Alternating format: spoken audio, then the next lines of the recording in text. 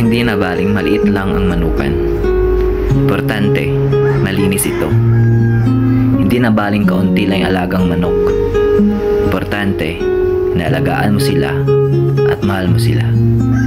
Wala namang nagsisimulang malaki agad. Lahat nagsisimula sa maliit. At lalong-lalo na, walang nagsisimulang magaling agad. Lahat nagsisimula sa umpisa. Natatalo, napapagod, nababurnout. Pero importante dyan, bangon lang, patuloy lang sa pangarap. Huwag kang mainggit sa iba. Lahat tayo may kanya-kanyang oras. Pasasaan ba, tadapuanin tayo ng swerte. Kaya't kaibigan, patuloy lang, manalig lang sa itaas.